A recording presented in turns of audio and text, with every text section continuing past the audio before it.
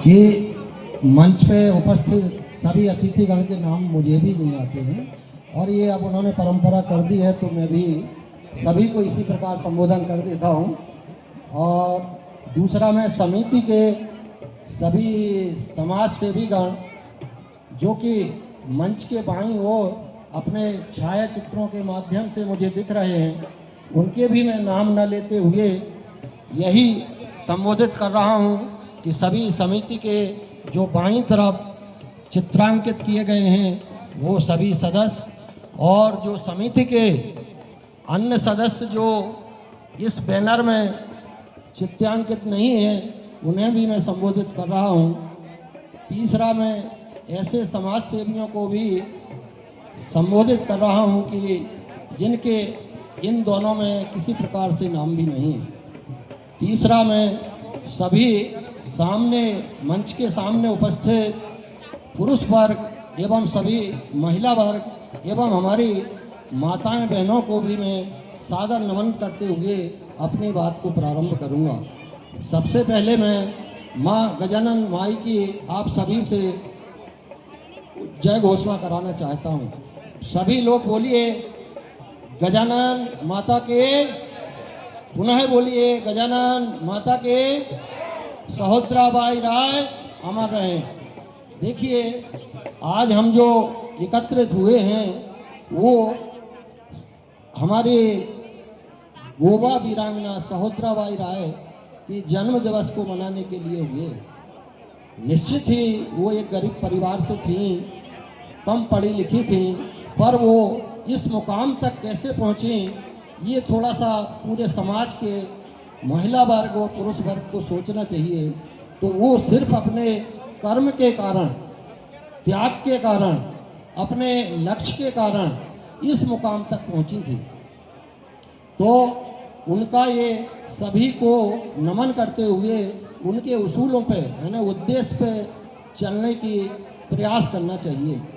अब हमारे पूर्व वक्ताओं ने, ज़्यादातर सभी वक्ताओं ने बोला है कि ये खंगार समाज को आरक्षण दिलाने के लिए सहोदराबाई राय जी का प्रयास था। सुनिए भाई, आप लोग थोड़ा सा सुनिए, मैं एक बहुत महत्वपूर्ण बात बता रहा हूँ, इसलिए आप लोग सुन लीजिए सब लोग। गोपाल राय जी, आपने अभी बोला था कि सहोदराबाई राय ने आरक्षण दिलाया। मैं इसका विरोध करता हूँ और बोलता हूँ सहोदराबाई राय का इस आरक्षण से कोई लेना देना नहीं रहा है। ये आप लोग गलत फहमी पाले हुए हैं। और भी सभी आप क्या मानते हैं, कब से है ये बताइए, यदि आपको मालूम हो तो। कब से लागू है आरक्षण खंगार समाज को, और आरक्षण की शुरुआत कहाँ से हुई ये शायद आप लोग इतिहास में पढ़ा सबने होगा, लेकिन उसको याद कोई नहीं रखता है। यहाँ बहुत सारे टीचर भी हैं, अन्य विभागों के अधिकारी कर्मचारी भी हैं, लेकिन शायद किसी ने भी नहीं पढ़ा होगा कि आरक्षण की शुरुआत हुई कहाँ से। मैं आप लोगों को ये बहुत महत्वपूर्ण बात बताने जा रहा हूँ। आरक्षण की शुरुआत 1932 से हुई है। और ये कैसे हुई है? ब्रिटिश गवर्नमेंट में गोलमेज सम्मेलन पढ़ा होगा आप सभी ने। गोलमेज सम्मेलन हुए थे, 3 गोलमेज सम्मेलन हुए हैं, एक 1930 में, एक 1931 में, एक 1932 में। और यहाँ से कांग्रेस की तरफ से इसका प्रतिनिधित्व डॉक्टर अम्बेडकर ने किया था। कहाँ जाके? लंदन में जाके। वहाँ जो है ना, जब ब्रिटिश गवर्नमेंट ने ये इंडिया का प्रतिनिधित्व करने हेतु कहा तो यहाँ से डॉक्टर अम्बेडकर को भेजा गया और अम्बेडकर ने वहाँ जाके तीनों सम्मेलन अटेंड किए। 3 सालों में वहाँ जाके अपनी ये बात रखी कि भाई हमारे इंडिया में जो कुछ जातियाँ हैं जिनको अछूत कहा जाता है, जो शिक्षित भी नहीं है, उनको कोई वहाँ पे दर्जा प्राप्त नहीं है। इसलिए मैं चाहता हूँ कि ऐसी जातियों को आरक्षण प्रदान किया जाए। तो महारानी विक्टोरिया ने उनकी बात को मानते हुए ये प्रस्ताव पास किया कि इंडिया में जो ऐसी समाजें हैं उनको जो है ना आरक्षण दिलाया जाए। अब वो जब लौट के आए तो यहाँ महात्मा गांधी और नेहरू ने उनका विरोध किया खासकर महात्मा गांधी ने उनसे कहा कि आप ये क्या करके आ गए, तो उन्होंने कहा कि भाई हमारी इतनी जातियों को कुछ नहीं मिलता है, इसलिए मैं चाहता हूं कि इनको भी बराबरी का कुछ दर्जा मिलने लगे। तो महात्मा गांधी बहुत ज़्यादा नाराज हुए, नेहरू जी भी नाराज हुए कि आप हिंदुओं को बांट रहे हैं, पर वो उन्होंने किसी की बात को ना मानते हुए उन्होंने कहा ये तो होगा ही। फिर क्या हुआ, फिर जब महात्मा गांधी 1932 में यरवदा जेल में थे पूना में, तो पूना पैक्ट हुआ। पूना पैक्ट में दोनों के बीच ये वार्ता हुई कि हम चाहते हैं कि ये आरक्षण लागू होगा ही। तब उन बीच की दोनों की वार्तालाप से ये आरक्षण का प्रारंभ किया गया और 1935 में ये आरक्षण की व्यवस्था लागू की गई। अब आप कहेंगे कि खंगार समाज को मिला या नहीं मिला, तो मैं बंधुओं बता देना चाहता हूँ, उस समय भी आरक्षण का लाभ यहाँ के लोगों ने लिया और राजनीति में भी लिया। अब आप लोगों को किसी को मालूम हो तो बताइए, नहीं होगा शायद, क्योंकि इतिहास हमने किसी ने नहीं पढ़ा है। केवल एक ने व्हाट्सएप पर डाल दिया तो दूसरे ने फॉरवर्ड कर दिया, यही करते हैं। क्या हुआ, जब वहाँ से आरक्षण का प्रारंभ हुआ, ये जातियों के नॉमिनेशन किए गए, तो उसमें खंगार समाज को भी आरक्षण देने की बात कही गई और उस समय आरक्षण का लाभ भी लिया। अब आपको मैं नाम भी बताना चाहता हूँ। आपके सागर जिला से स्वयं खुरई से वैदराज जी ने भी विधायक का चुनाव लड़ा था, किंतु वो हार गए थे। दूसरा, आपके टीकमगढ़ जिला से, निवाड़ी की जगह टीकमगढ़, आपके वो कामता प्रसाद जी ने, वो तो विधायक भी बने थे। उसके अलावा बाबू कामता प्रसाद जी जो कि रायसेन के रहने वाले थे, वो भी विधायक बने और बाद में शंकर दयाल शर्मा की कैबिनेट में मंत्री भी हुए। अब बताइए आप, मैं गलत बोल रहा हूँ क्या? तो ये आरक्षण की शुरुआत वहां से हुई। हुआ क्या कि उस समय सिर्फ 2 चुनाव हो पाए, उसके बाद जो है ना स्वतंत्रता भारत को मिल गई। एक हुआ 35 से 40, एक हुआ 40-41 से वहां। उसके बाद ये जो है ना स्वतंत्र भारत हो गया। उस समय ये मध्य प्रदेश नहीं था, ये मध्य भारत था और इसकी राजधानी नागपुर थी। नागपुर में शंकर दयाल शर्मा जो है ना मुख्यमंत्री थे, उसमें हमारी समाज के प्रतिनिधित्व कर रहे कामता प्रसाद बाबू मंत्री थे। अंतर इतना था कि 2 विधायक हुआ करते थे, एक हरिजन और एक सामान्य। हरिजन विधायक के लिए सिर्फ हरिजन लोग ही वोट करते थे और सामान्य वर्ग के विधायक के लिए सामान्य वर्ग के व्यक्ति और हरिजन व्यक्ति दोनों मिलकर वोटिंग करते थे। अंतर इतना था। आज भी वही चल रहा है। आप क्या सोचते हैं? आज इनडायरेक्टली चल रहा है, उस समय डायरेक्टली ऐसा कहा जाता था। आज भी आपको यदि बनाएंगे तो क्या बनाएंगे? अनुसूचित जाति मोर्चा का कुछ भी बना देते हैं और आप उससे खुश हो जाते हैं। तो ये आरक्षण की व्यवस्था वहाँ से है। ये सहोदराबाई राय जी का मैं वो नहीं कर रहा हूँ, वो कर्मठ थी।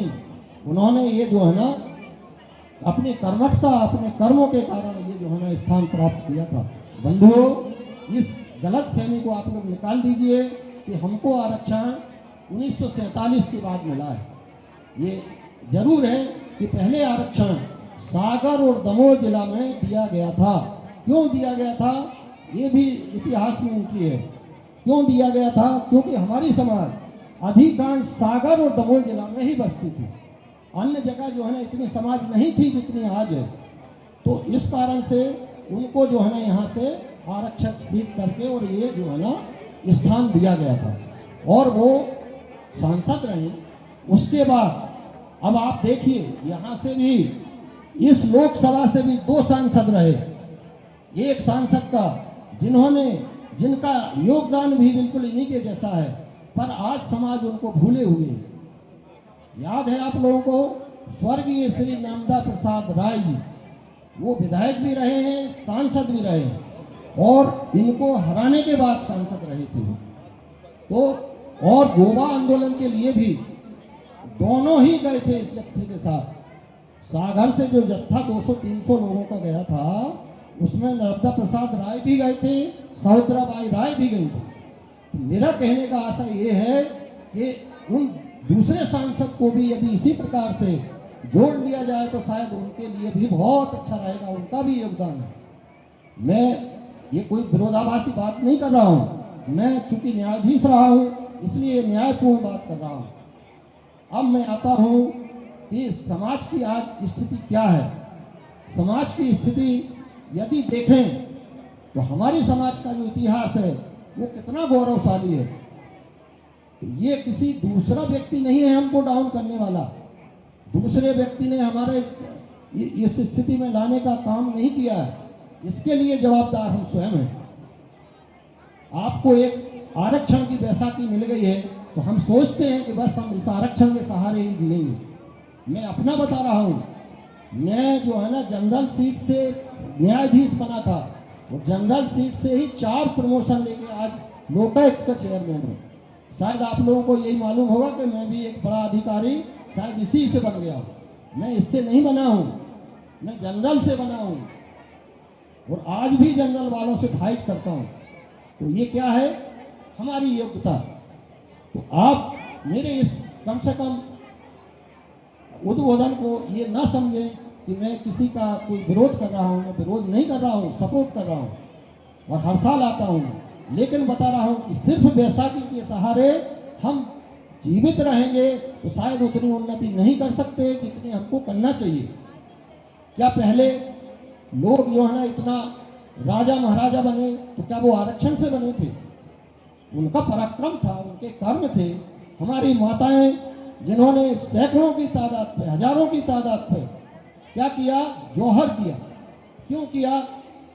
केवल आन बान शान को कायम रखने के लिए।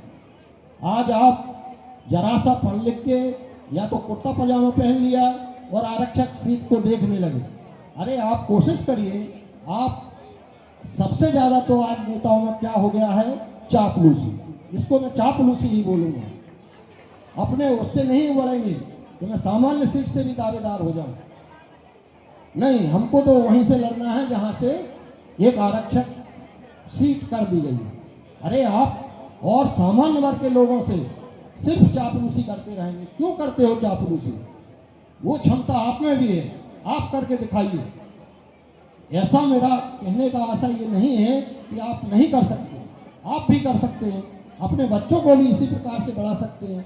लेकिन उसके लिए हम क्या करते हैं, स्वयं तो एसआरएम में रहेंगे, बच्चों की शिक्षा पर ध्यान नहीं देंगे।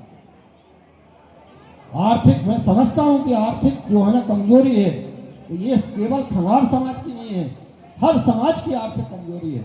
लेकिन वो कैसे बढ़ रहे हैं, वो नौकरियों में नहीं आ पा रहे तो अपना बिजनेस करते हैं, कोई भी व्यवसाय करते हैं, मजदूरी करते हैं। और हम लोग क्या करते हैं, मजदूरी करने से भी डरते हैं, व्यवसाय करने से भी डरते हैं, और यदि हमको लोन मिल गया तो वो हमको कभी 1 पैसे जमा नहीं करना है।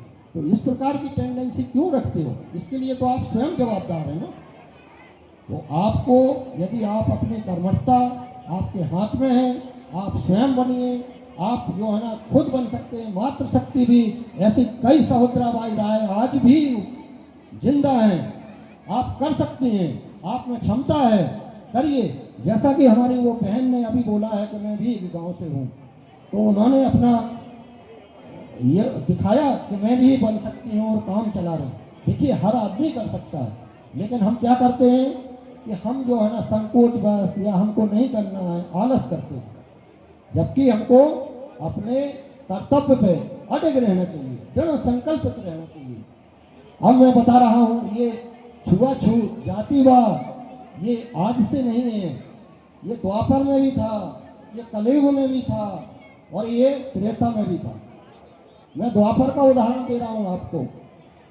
एकलव्य कौन थे? एकलव्य के साथ क्या हुआ था, ये शायद आप सबने पढ़ा होगा। कब पढ़ा होगा?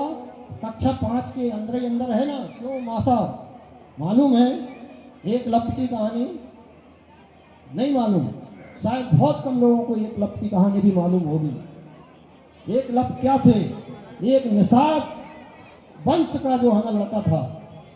वो कितना होनहार था, वो धनुर्विद्या में कितना होनहार होना चाहता था।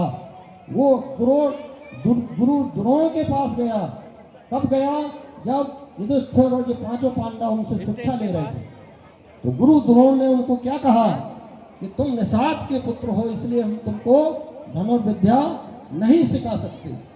फिर उसने क्या किया? क्या हार मान के बैठ गया था? वो हार मान के नहीं बैठा। वो अपने जिस गांव का निवासी था उस गांव गया, नदी किनारे जाके उसने गुरु द्रोण की मिट्टी की मूर्ति स्थापित की और मिट्टी की मूर्ति के सामने धनुर्विद्या सीखी गुरु मानते हुए। और वो कितना निपुण हो गया था, अर्जुन से भी ज्यादा निपुण हो गया था धनुर्विद्या में। क्या हुआ फिर आगे? एक दिन जो है ना वहां से कुत्ता जा रहा था, वो धनुर्विद्या सीख रहा था, तो धनुर्विद्या में उसको बाधा उत्पन्न हो रही थी। तो उसने कुत्ते को सोचा कि मारूंगा तो नहीं मैं, हत्या हो जाएगी, तो उसने उसकी जीभ में